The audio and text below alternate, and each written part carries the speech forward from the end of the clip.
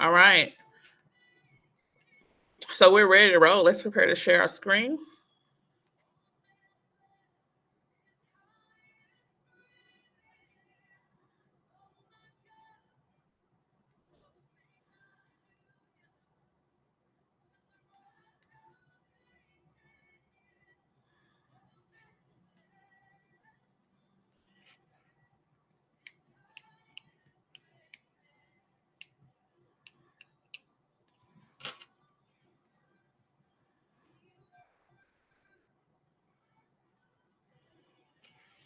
All right. So we are on infection control. Before we just doing a little recap of infection control before we move into a new chapter.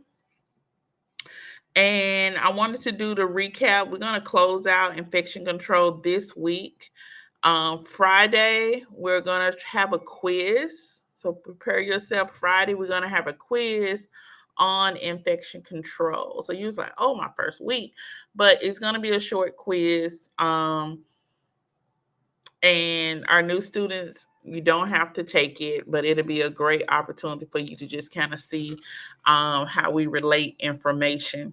But for our students that's been with us, we will have a quiz on Friday on infection control.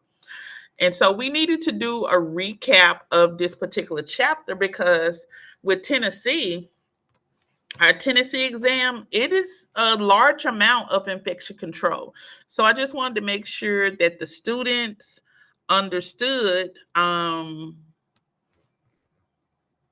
just different aspects of infection control. Okay. And I'm not going to repeat, but I just wanted to kind of show you where we already started. And we just started on learning our terms. Okay. And I'm going to show you where to go to every week for you, the area you should be studying for every chapter. Okay. And so infection control, this is something you're always going to see. All right. You're always going to see. We have to make sure that we're preventing disease from spreading and that we're also protecting ourselves and protecting our clients as well. All right. And so we make sure that we look at our terms. If you go throughout your ebook, you'll see different areas that I have highlighted. Those are definitely going to be study areas for you to check out. When we talk about the responsibility of the beauty professional, you definitely have to have a heads up. Like, even though you're going to be doing skincare, the biggest aspect is making sure that your place is disinfected. Okay. Notice I said disinfected and not sanitized. Ashley, can you go to the chat for me? And this is just a little quiz. I know you're on the spot. Ashley, what do we sanitize? Go to the chat. What do we sanitize?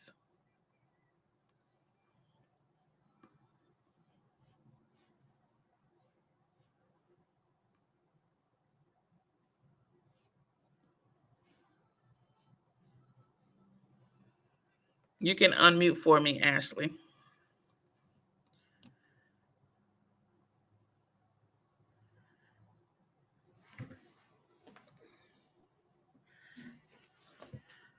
Are you there, Ashley?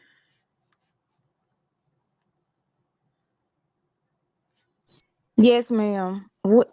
Okay. Okay, here I go. Okay. What do we sanitize? We sanitize our tools. Mm-hmm. Make sure we sanitize our, remember, we're changing our verbiage. So sanitize our hands only and we disinfect Okay, our we do tools. tools. Yeah. Okay. There we go. Okay. Yeah, I know it's early. You know, I got off this morning. I know. Okay, so we're gonna be really big on that, just making sure, y'all, that we sanitize our hands, hand sanitizer, sanitize our hands, and we disinfect our tools. and equipment. Okay, tools and equipment. All right, so let's look here. It says describe your federal and state regulatory agencies.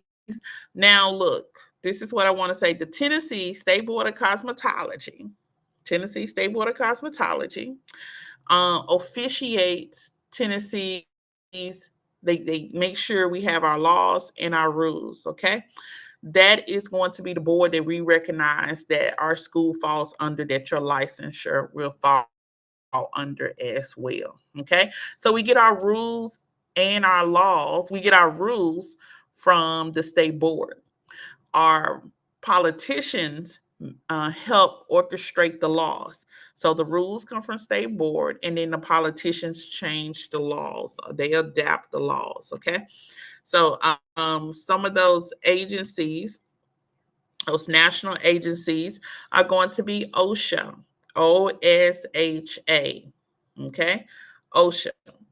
And I highlighted this so you'll know what it is: Occupational Safety and Health Administration. So when you go into your ebook, it's already highlighted that that's something that you need to study. Okay, so OSHA, federal agency, is going to be OSHA, Occupational Safety and Health Administration. Another one is going to be EPA, Environmental Protection Agency. Okay, you're going to learn the difference between both. One, okay, set standards. They are important to the beauty professionals, but one of them sets standards and potential hazards that these products that we use, as far as the chemical components, how safe they are, how we should use them, how we should store them. Okay. OSHA is going to have a major regulation on like fumes, what's the shelf life of this particular product, and things of that nature. OSHA is going to come in and make sure that we have what we call SDS. Those are safety data sheets. Every product that you use carries a safety data sheet. Got it? Cannot be in the US without having a safety data sheet. So if you use a lotion, it has attached to it a safety data sheet. It says what temperature it should be stored in, what temperature causes it to combust or separate, what it can be used with, what it cannot be used with, when you should use it, when you shouldn't use it, who should use it, who shouldn't use it. Okay. What happens if it gets in somebody's eye? What happens if it gets in a wound? I mean, everything that you could think of with details about the background of this product is found in what we call SDS, safety data sheets. Okay. And that should be a term as well. It should be a term as well. Um, on the term list when we get ready to review our terms. So the safety data sheets are associated with federal agency, and that federal agency would be the OSHA, Occupational Safety and Health Administration. Okay. The next agency would be EPA, okay, Environmental Protection Agency. That deals with our disinfectants, okay. So now you have cleaning products, materials, and the EPA has given them a grade as far as how effective they are against what they say they do. So if this company says, "Hey, we this is going to kill bacteria, this is going to kill viruses, this is going to kill fungus," well, the EPA would give a registration number and say, "Yes, it has been tested and proven that this product does that." If not, we won't be able to do that. Okay. And we can only use EPA registered disinfectants in Tennessee. And, so that's mostly all state boards as well. EPA registered disinfectant. So you should not be using anything that you clean with that does not have an EPA number.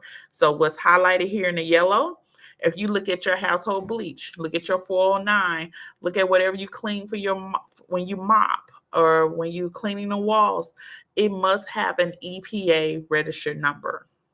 All right. In order for it to be used, that says it's safe to be used. Guess what? Your disinfectants also have a SDS, a safety data sheet. It tells you, in case that you gets in the eye, what do you flush with? What do you do? Are you calling 911? It tells you to wear gloves. It tells you it can't be used on the hands. If you see this happens on your clothes, or it gives you all kind of directions on how to use these products, okay, and how it talks about the ingredients, the chemical makeup of it, how hazardous it is, what it can be mixed with, what you cannot mix it with. um, and so all of this is on the SDS, but the disinfectants fall under the EPA, which is the Environmental Protection Agency. Just want everybody to understand that, and we'll reiterate in the classroom. So the cleaning of our implements, our equipment, our surfaces, all should be with disinfectants. Okay, all should be with disinfectants. For our new students coming in, there's a couple of certifications you guys got to have. I'm going to give you the links. Long as you do those, and when you get ready to apply for your license, they're going to ask, do you have these done? You'll already have them done. Okay, you'll already have them done, such as your barbicide and your domestic violence certification. You'll already have those done, and then our students worked on that last week. Okay. And so also under the EPA gives you directions. So your label, when you see those labels, like what to mix it with, and also how to use it, when to use it, that falls under the EPA. Okay, so everything related to disinfectants are going to come under the EPA. OSHA is going to help regulate. I'm going back up to OSHA. OSHA is going to set the standards. Okay. It's going to set a lot of standards for general safety when it comes to your working environment, your storing, your mixing, how do you dispose of the products. It's just an awareness about hazards. And so that's OSHA. And then EPA is going to regulate those disinfectants. Okay. And make sure that every disinfectant that is sold in the United States should have an EPA number. And from having that EPA number, it should tell you how effective the product is in what you're trying to do. All right. So if you were trying to disinfect a bathroom toilet or a bathroom tub, I would not use witch hazel. I would not use alcohol. It is not considered a disinfectant. Okay. It's not considered a disinfectant. It's just a cleaner. Okay. It can be a cleaner of the hands. Even though they say alcohol at 70% can be used to kill germs, you will want to use something in that bathroom area that's more effective against bacteria, germs, and that would be going with something that is have a chemical component that can really kill bacteria, such as fungi, such as tuberculosis, such as viruses. Okay, you really, such as bacteria, all of that. So make sure we understand OSHA and we understand that EPA. Okay, those are going to be two things on our quiz that you'll need to just give me a breakdown of.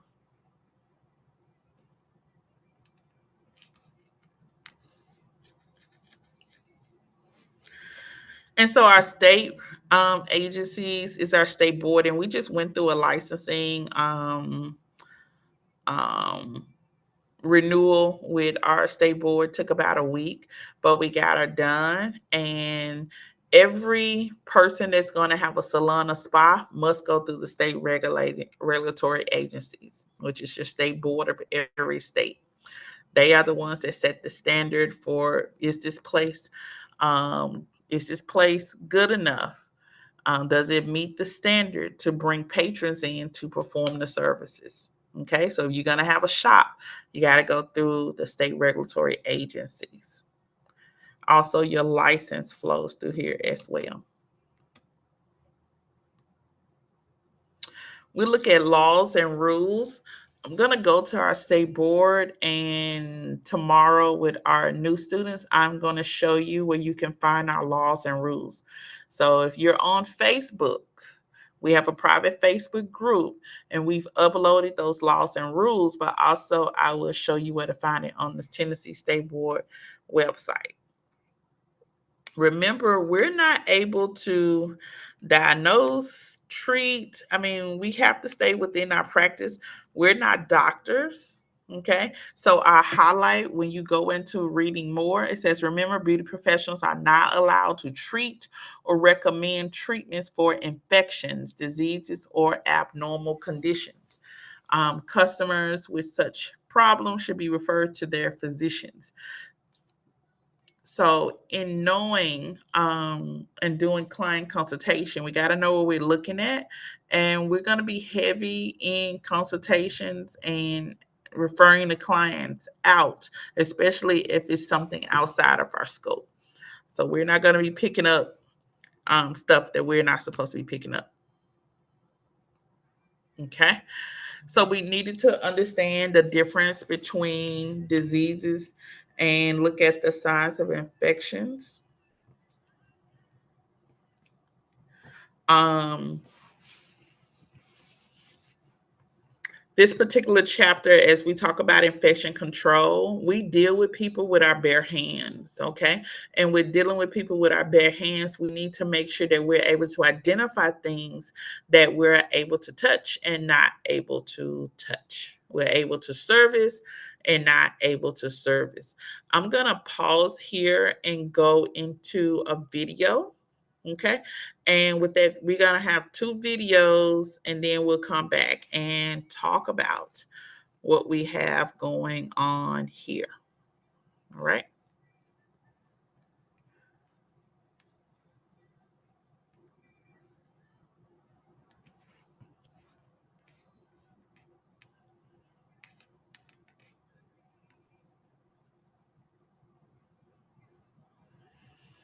And so hold tight. I got to log in one more time.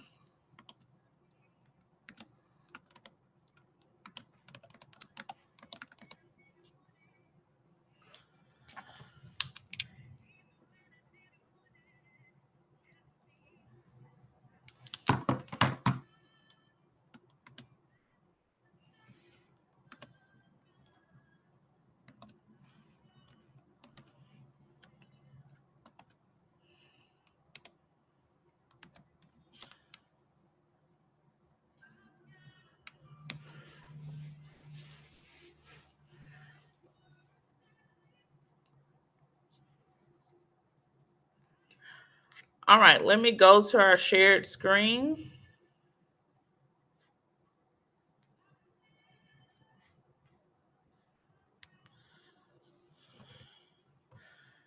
All right, for our new students, this is our portal. When we come into class tomorrow, I'll show you how to log in and everything. When you come on, you're gonna pick your course, which is aesthetics.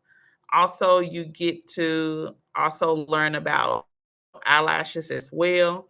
So we go into aesthetics. Of course, there's your ebooks, but I want you to go to blue box. What is that? Gray box number 5. Gray box number 5. And this is going to be everything that we have going on related to chapter 5. So when I say 24/7, you'll be able to go in here and do look at any information. There's your ebook, chapter 5, but also we have our videos. Let's watch a video of 3 kinds of clean. Okay, 3 kinds of clean. And remember, I don't want to do a heavy overload of theory, but I do want to go a little further than where we were.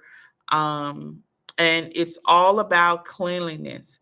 And so we're going to be having clean opportunities in the classroom. Everybody's going to have responsibilities, and it's just a participation grade. State board says we have to have a reflection of how do they know that you're prepared to go into a space where you're going to be with consumers, customers, patrons, and make sure infection control is in place. We have to teach you how to clean or what you should be using to clean, and also it falls into the disinfecting category. So there's three kinds of clean. Let's watch this short video and then we'll talk about it. Okay. Let's go.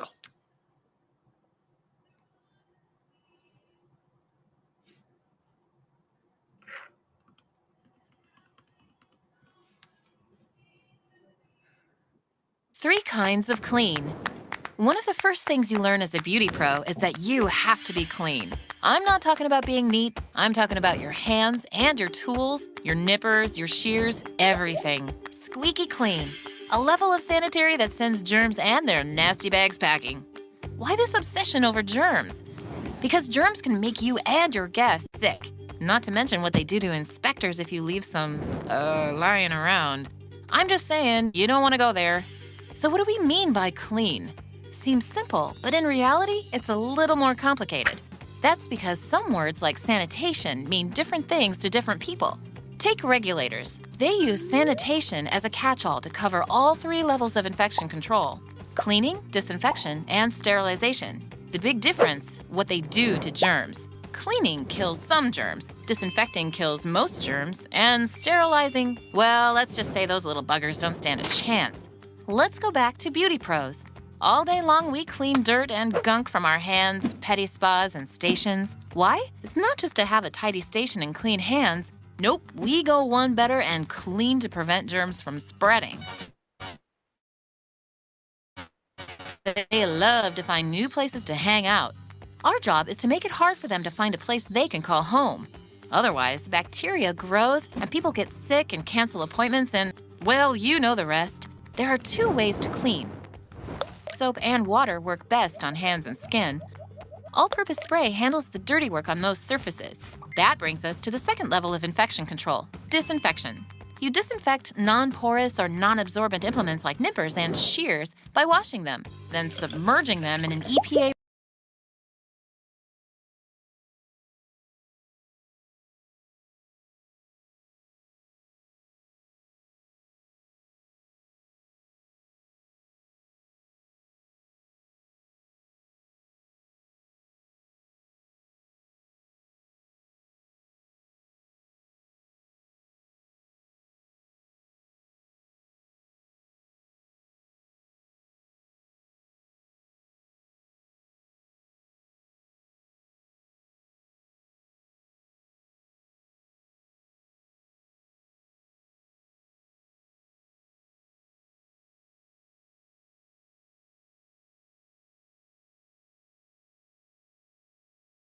Put in the chat that you take away what stuck out in this video.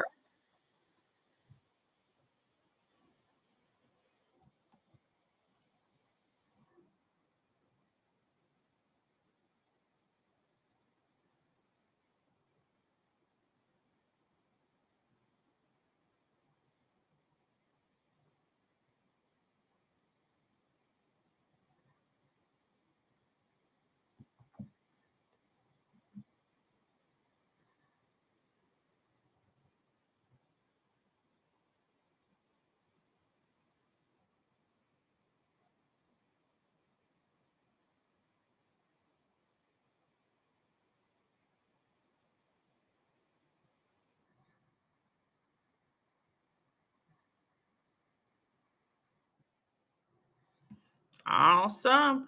All right, y'all go into the chat. What one thing you learned? Go into the chat.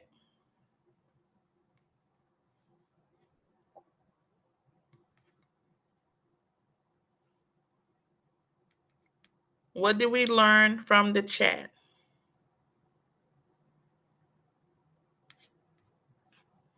from the video. And remember, we're going to do, if you want to unmute, you can unmute as well.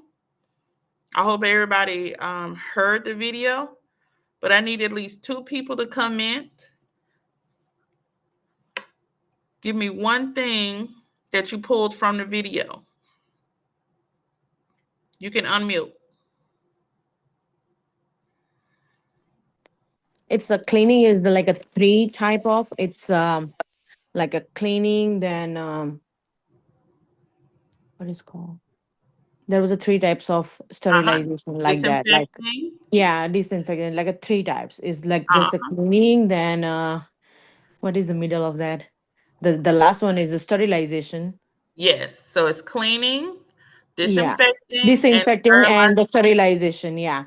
So There you all go. there was a 3 type of, like, all the in the cleaning there was not all type of the germs is cleaning in the cleaning, and the middle one, it's like a sum of the cleaning with that, and the sterilization is almost all are the bacteria that's clean with the 99% like that.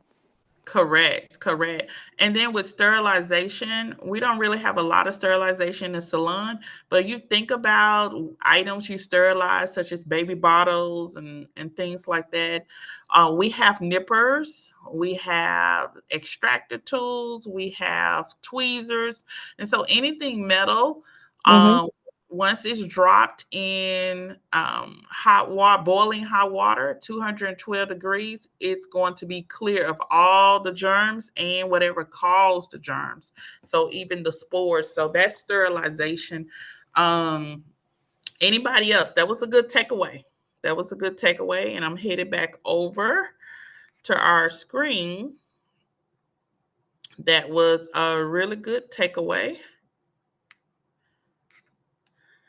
So as we jump back in, let me go back up to.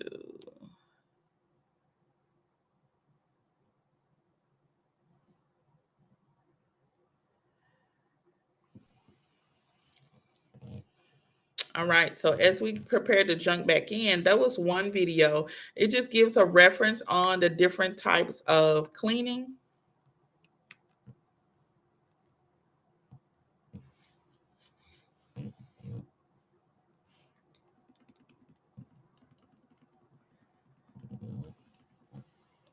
And when it comes to our state board, a large percentage of it is infection control. So you're going to see this, you're going to see it a lot. Let's move to this video, which is infection control. And then proper hand washing would be our last video, and we'll go back in. We'll look at the terms.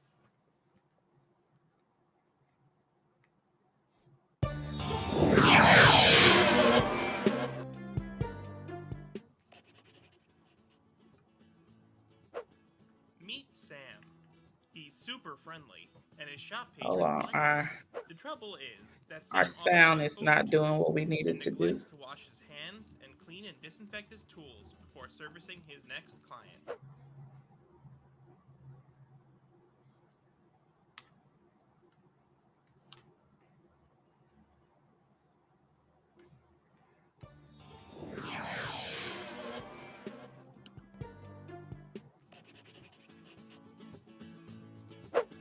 Meet Sam. He's super friendly, and his shop patrons like him. The trouble is that Sam often runs overtime and neglects to wash his hands and clean and disinfect his tools before servicing his next client. Let's put on our Bactham goggles, outfitted with lenses that allow us to see microorganisms, such as bacteria, viruses, and fungi, and see what happens. After just 1 hour of work, Sam's hands are swarming with pathogens. In that hour, Sam has touched his cape, his hair, the client's towel, the shampoo bowl, most of his tools, from his shears to the cord on his trimmer, including the hand mirror he presents his client. These pathogens living happily on the mirror's grip could be staphylococci, bacteria that cause abscesses and pustules. Their busy neighbor might well be a flu virus or one that causes a gastrointestinal infection. Not only can Sam endanger his and his client's health with his neglect, his license and his shop's license are placed at risk. Sam Sam cannot afford to skip steps when it comes to infection control. It is his professional and legal responsibility to follow state and federal laws and rules. OSHA, the Occupational Safety and Health Administration, is the chief federal agency that regulates and enforces health and safety standards in the workplace. It tells us that proper infection control requires 2 steps: cleaning and disinfecting. The term cleaning refers to the mechanical process of using soap and water to remove dirt and germs. The term disinfecting refers to the chemical process used to destroy harmful organisms on tools and surfaces. By far, the most important thing you can do to stop the spread of infection is hand washing. Every state requires that you follow its 10 steps before beginning any service. The central steps to proper hand washing are working up a lather, scrubbing for at least 20 seconds, and using a nail brush. In total, you should be washing your hands for at least 60 seconds. Then, rinse and dry your hands, using your towel to turn off the faucet and open the door. Cleaning and disinfecting your tools, both electric and non-electrical, are also multi-step processes. One vital step is to check the label of your disinfectant. It must have an EPA registration number, the words bactericidal, virucidal, and fungicidal, a list of pathogens it destroys, mixing and changing instructions. Sam now understands how vital it is to understand and follow the laws and rules of his state. After all, his professional reputation, his license, and his client's safety depend on it.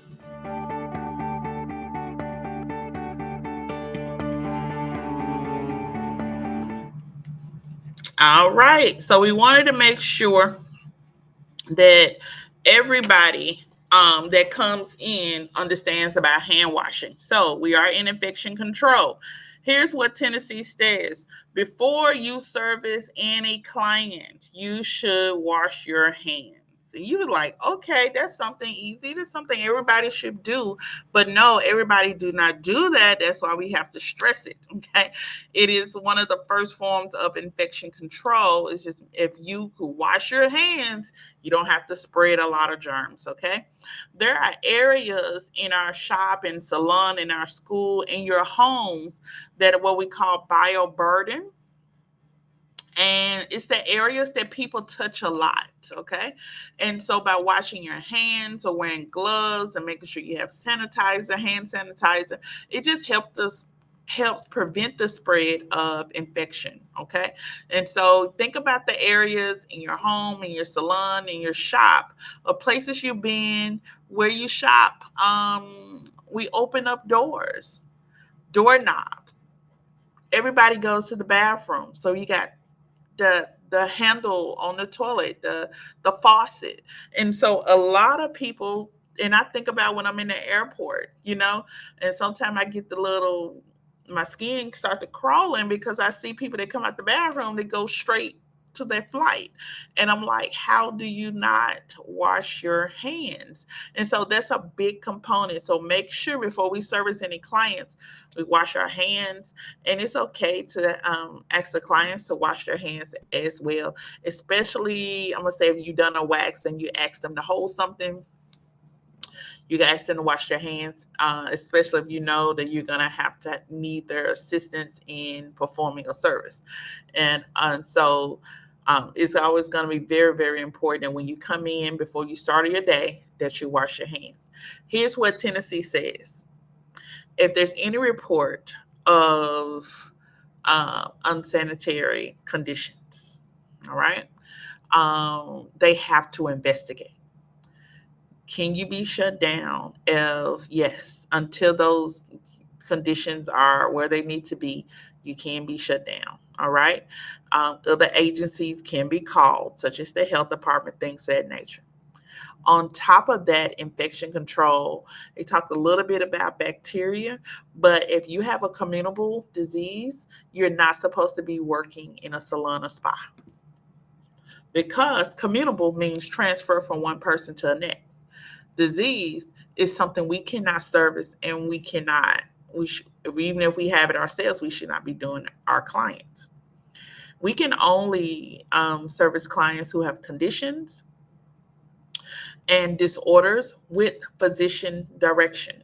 Okay, so they're seeing a doctors and they're under doctor orders, and maybe they've come to a certain point where now they are able to be introduced back into society, and um, they have prescriptions and they have documentation from a physician that says you can get these services. And so, but anyone who has a disease, especially a communicable disease, are not allowed to be serviced. We should not be doing it. So money should not be a factor over your license. Okay. And I even say common cold because that is considered a communicable disease. So if you have knowledge of something that just spreads from person to person like that, you're not supposed to be working and you're not supposed to be servicing the client as well. That keeps your licensing good. Look how hard you work for them with the investment you had for your license. You don't want to have to go before the board and talk about why you did something that was not supposed to be done. That becomes record and a stain on your record. So you want to make sure you follow all the guidelines related to that. Um, once licensed, and although the clients want you to perform the service, they want that gratification of getting it done. They don't have to deal with what you have to deal with afterwards. So having our policies and things in place and being able to talk to our clients about what you can do and what you're not going to do is going to be top tier. All right. So let's prepare to, let's see, let's go over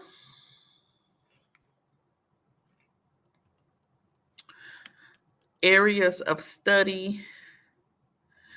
All right. So when you guys come onto the portal, there is something I want you to come to the bottom. What you'll see I'm highlighting on this side is chapter review, flashcards, which we'll talk about terms, and then word review and chapter exam. For every chapter, these are going to be your key areas. You'll just open up each box and you'll scroll down to the bottom, and there be key areas of study. Let's go into our slides and then we'll go into our flashcards.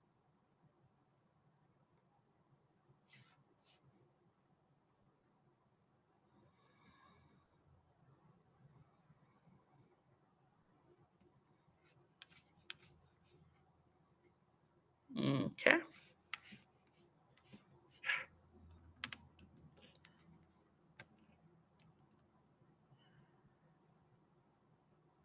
And so you have these cards for these slide presentations for every chapter.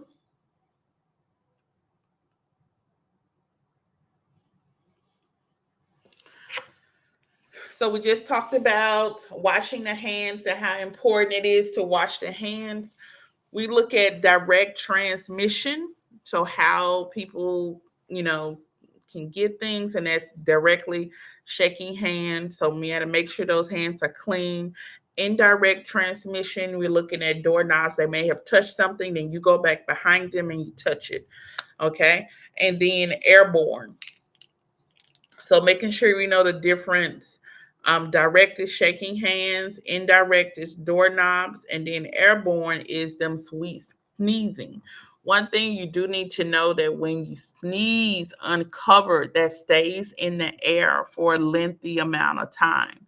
So you have different people with different levels of immune systems. Okay, a person with a strong immune system could walk through, it never affects them, but someone with a weakened immune system can walk through and it definitely starts to affect them.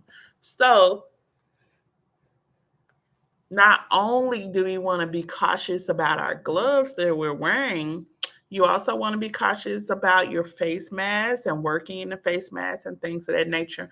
No, it's not requirements anymore, but we're talking about infection control and making sure that you're protecting yourself and your family, and then you're also protecting the client. Okay, but you're going to come first. All right, so make sure you're doing what you need to do. So whether you're in a mask or not, and if you're not and you're sneezing, make sure you hit that elbow, sneeze into that elbow instead of into that into the air where people can continue to walk through.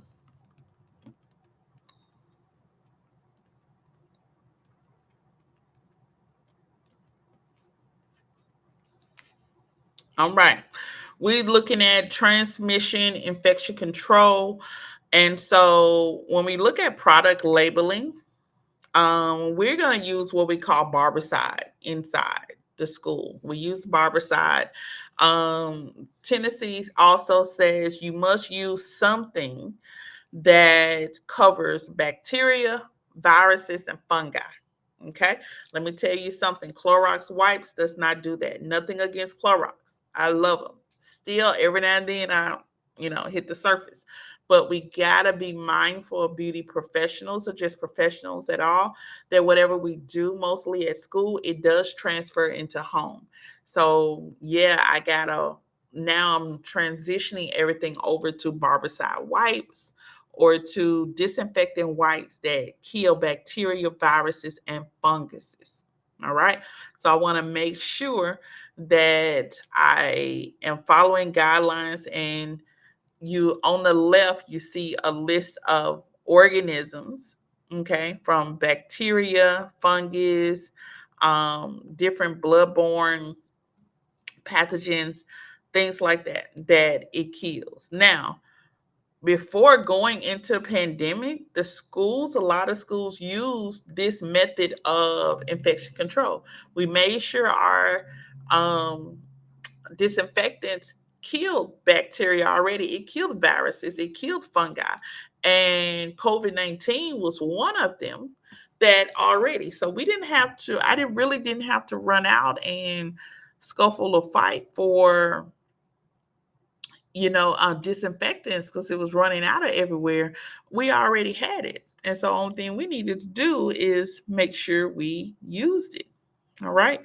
And so, this is when I talk about widely used in hospitals, emergency rooms, all over the medical surfaces, desktops, anywhere hard, non-porous surfaces.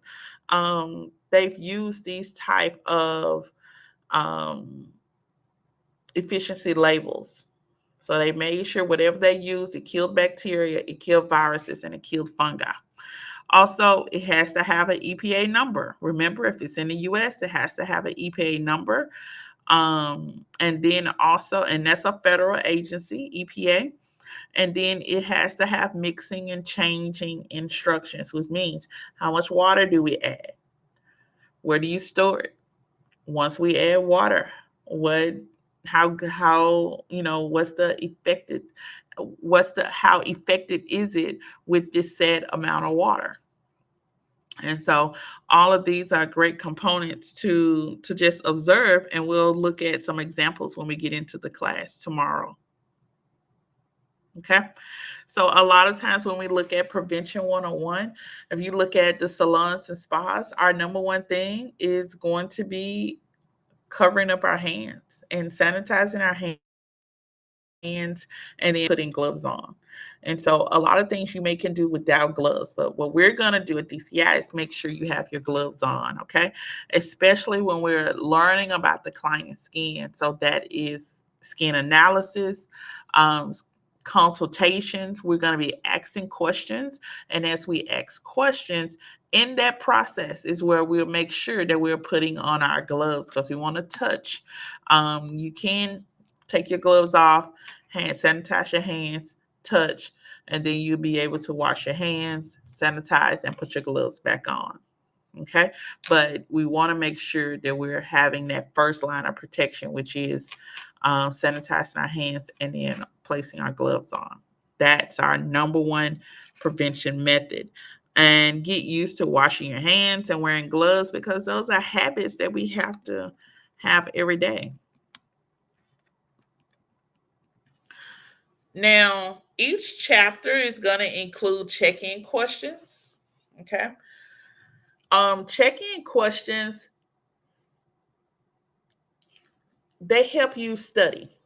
They help you relate, they help you learn. All right. So each chapter you'll find the check-in questions. This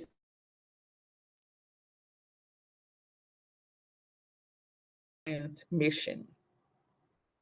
All right. And we talked about that earlier. Direct, indirect, airborne. Okay. That was three. And so go and look for the fourth one. And so those check-in questions help reiterate the things that you have learned already. We're going to take just a few moments to look at the different types of pathogens. And so you have contagious, and contagious means communicable, which means that is defined as transferring from one person to another. All right. And if you are watching the replay on our YouTube channel, make sure you, no matter what industry you're in, that you're always understanding about pathogens, because germs could be anywhere. Okay. And so here's the different types of pathogens that we deal with the most: bacteria, viruses, fungi, parasites, and biofilms. Okay. This is what we deal with the most. And all of these have a different look to them, a different way they can be treated, and we should be on caution at all times. And here are some other terms related to disease. Of course, let's know the difference between contamination and decontamination. And let's give an example. Contamination means dirty. Dirty, dirty, dirty, dirty. Cannot use it, throw it away. Contamination, dirty. Decontamination, clean. We prevent it from getting dirty, clean. All right. So, as an esthetician, how would this relate to us, Ms. Cox? Give us an example of contamination. Well, when you open up a jar of cleanser or massage cream, let's say massage cream, you open up a jar of massage cream, you take your finger and put your finger in the jar. That whole jar is contaminated. You are the only one that's able to use that product now. We can't use it on anybody else because the jar is contaminated. It now has your germs and bacteria inside of that jar in the product. And now you don't want to create an issue of someone catching something and now they're spreading it to other people. So if I was to use that product that has your germs and bacteria embedded in it, I just transferred your germs and bacteria to the next person, and it just keeps going and going and going.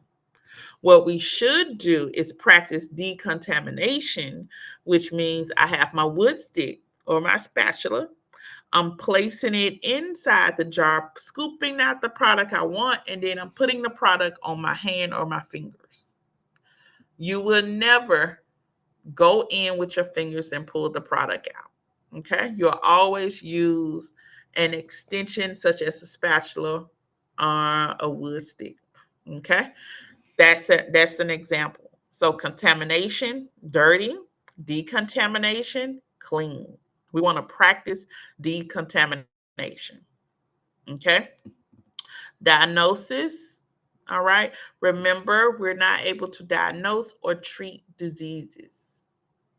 We do consultations, we do analysis, we advise, and then we refer them to a physician. Okay. And the physician goes from there. Germs, another term for bacteria, also called microbes. Okay. There's germs that can be seen with the naked eye. You obviously that's dirty. And then there's germs, microorganisms that cannot be seen with the naked eye. And that's what disinfectant, sterilization, things like that come into play. This is the next level of infection control. Here's more terms, and we'll see these terms again on the flashcards. But I hope you guys are really becoming a sponge and learning some things. Um, I'm just gonna take. We're just gonna do about 50 minutes. So we're about to get ready to wrap up for today, and then we'll jump in tomorrow. A little review, orientation, and I'm gonna do some posting today about clients. So some of our students are getting their hands-on practice for tomorrow, and that's amazing. And they'll be doing it Wednesday and Friday. So let's look at these terms: occupational disease, parasitic disease, pathogenic disease, and toxins. Okay. Toxins can be related to poisons. And so we get the term detox, which means we want to remove toxins that are within the body. Okay.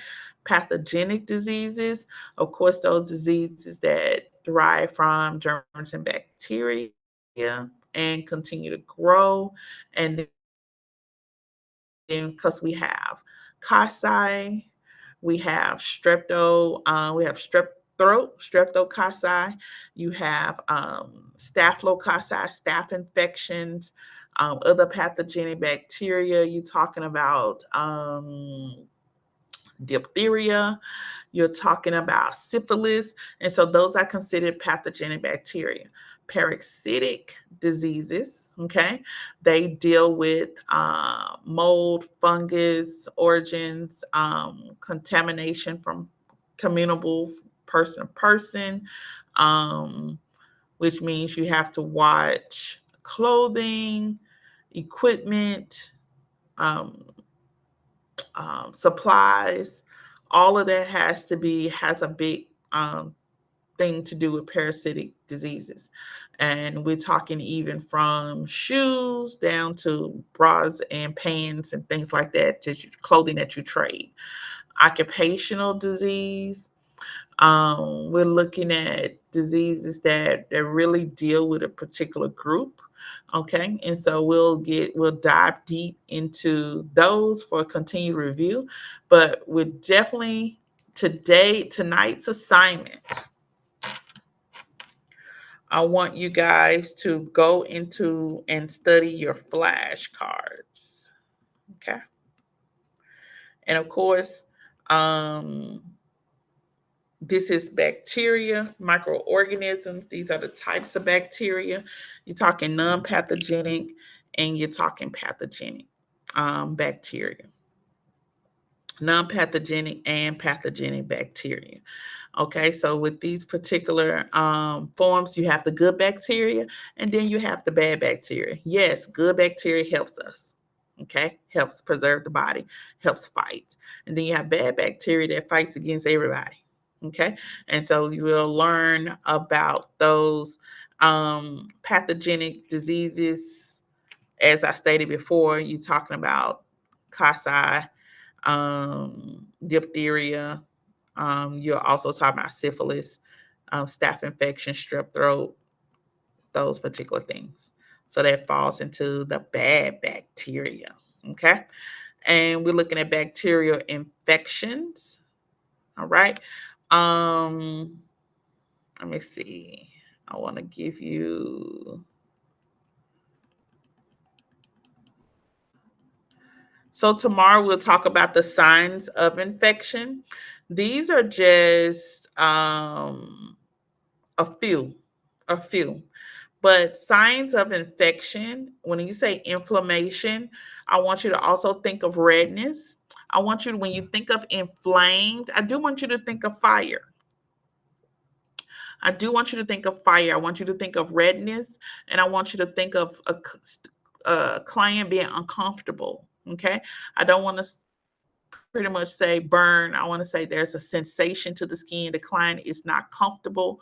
Um, and inflamed, of course, redness and irritation to the skin. Our skin can become inflamed as we work on it. And so we'll need to make sure we have proper equipment, ingredients, products around that can combat inflammation. And that's why I like to keep essential oils around, because they are anti-inflammatory. And I can use those essential oils when needed to calm down the skin as I need to continue to work. So inflammation, think about redness, think about a flame. So you're thinking about redness. You may have some pain, and also you may have some irritation. Okay, some sensation to the skin may cause the client to be uncomfortable. Pus is also a sign of infection. Okay, pus is a sign of infection. I don't care where the pus comes from, it's a sign of infection. It's usually followed by pain, it's accompanied with pain, or it's accompanied with inflammation, redness. Okay, local infection. Okay, local infection is an area that it is infected and not the whole entire body. Okay, now, the difference between local infection, systemic infection. Systemic infection is also called a general infection. Here's the difference. Local infection affects one area, all right? Maybe on a foot, maybe on a jaw, maybe on a hand, okay? Local infection on an arm. General infection, systemic, now we're talking about something that's bloodborne. Okay.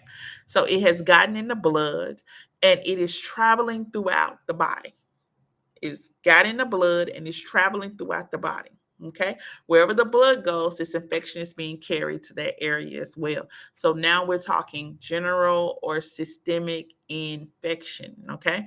So on a bigger case, is a lot more dangerous. Okay. So whenever we see signs of infection, we do need to educate our clients and also tell them, hey, go to the physician, refer them out to the physician.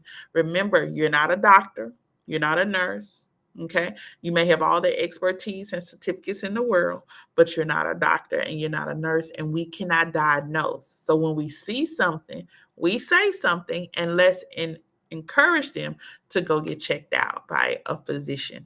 Okay. And so that is one component that we're going to be going over. All right. Everybody good? Everybody good? So we're going to be, Yes. since we're going to be working on clients, great, great. When we work on clients, I want you to be able to see this. So as our clients come in, we want to get in depth in the analysis. We want to really go past the surface stuff. How you doing? So what do you like? Yeah, that's the baby stuff. Let's start talking about how long you've had this on your skin. When does this start to come up? And that'll start to give us a time frame that we can say, okay, this comes around every so often, or this comes around every 6 months. Find out what the client has going on every 6 months around that time. Guaranteed, we'll be able to give them a whole overview of what they have going on and let them make the decision about the treatments that they would like to get. And of course, they're going to be based on can they afford them. But we want to be totally honest with them about everything that we see going on with their skin. So, really, really serious about you guys becoming, just a product of your study using science and skin nerd. So even though it's easy to learn techniques, it takes another type of person to really have an understanding of what they're doing. And that's what I want you to do the most is have an understanding of what you're doing. And you can work on anybody and you can go work anywhere. All right. So that's going to be our biggest overview. I keep getting logged out. So I'm going to stop share and then I'm going to go back to our flashcards. But of course, I got to log back in. So hold on. Give me 2 seconds and we'll be back in one moment.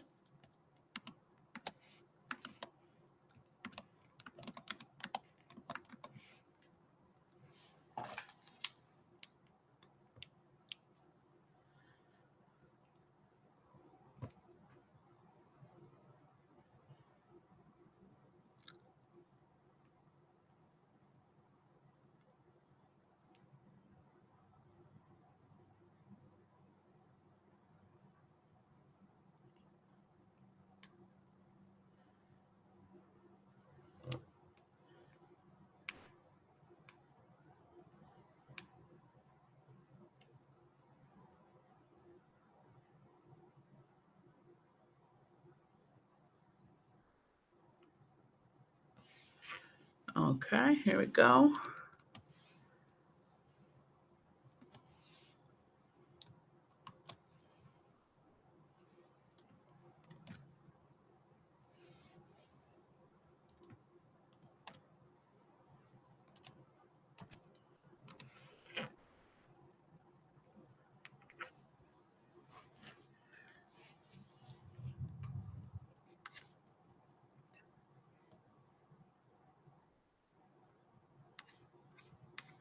All right, going back to our screen.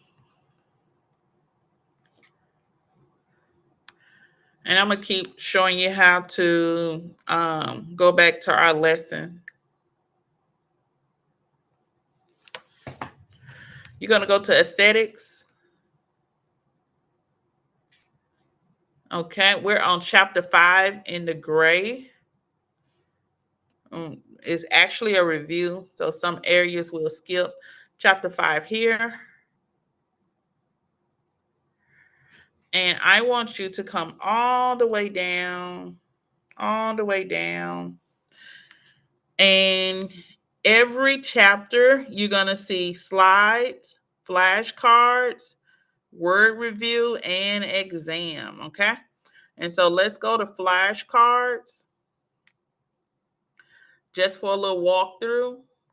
And I'm going to tell everybody passing your state board exam can really come down, especially the theory component, can really come down to knowing your terms.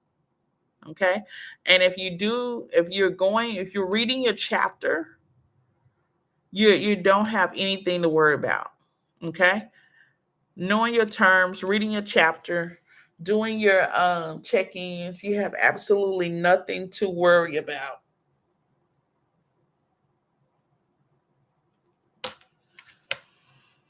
Let's look here at viruses, and this is really how this would go. And this is you studying. So there's 64 cards. So we talk about terms. Go in here and review yourself. Okay. Instead of you having to, some people do have to write down their cards. Sometimes you get assignments to do flashcards, like physical flashcards. But you have them for every chapter already done. You just need to go in and study them. A virus, and then you turn.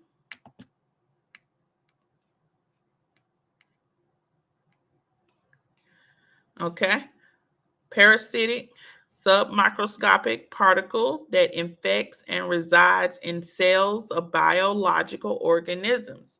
So when I look at that term, how I'm going to continue to teach you is when we look at viruses, two things I want you to look at.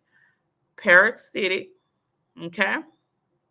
So when we look at parasitic diseases, all right, those that can be caused from viruses. Submicroscopic. And so submicroscopic means smaller, and they're very hard to detect. And you probably would, it does not fall into the same category as like cold. You probably will have the virus for a little while before you know that you have it. Okay. And so pretty much submicroscopic, very small to detect, small particles. It infects and resides in cells. Okay. So a lot of times you have to just let it run its course. Okay. And we're not physicians. So for some viruses, there are medications that you can use. And you also will, when you see these symptoms, just refer your clients to a physician. We talked about contamination versus decontamination. So although you do have these study cards, I want to know how you study and how you learn. And don't try to always remember the book definitions, but get a good understanding of it for yourself.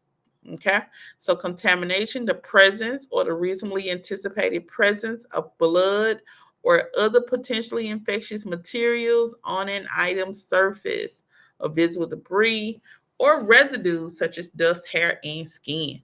So translates into dirty.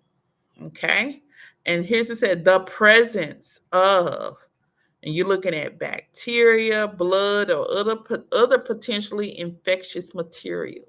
Okay, things that could infect someone. Okay, so look at whatever's on your skin, and then it gets into that product, and now, hey, you have contaminated that product because it has reasonably anticipated presence. So whatever's in there can cause a person to be infected. So making sure you check that one out. Okay. And we're gonna do maybe three more. Virucidal. Okay. Is something that fights viruses.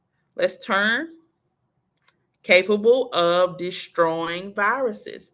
So that means your disinfectants that you have in your home has to say it fights viruses. It has to say it's a virucidal in order for you to say this is good for preventing the spread of viruses. It has to actually, the container has to actually say it, the label, and you need to have an EPA number. That means the United States have put their press their seal on it that says yes, it does what it says it's going to do. Okay. And so that's a viral cider. Remember, in salons, shops, schools, spas, barbers facilities, um, you have to have something that kills bacteria, viruses, all right, bacteria, viruses, and fungus. Okay, gotta have something that kills all three. And there's so many infections and bacteria that can be caused from all of these three. You got to make sure diseases as well. You got to. It's a small thing. What's $10 for a big thing of wipes that's going to make sure you're good, and you don't have to buy multiple products for this as well. Okay, so that's something you can look at. Let's turn.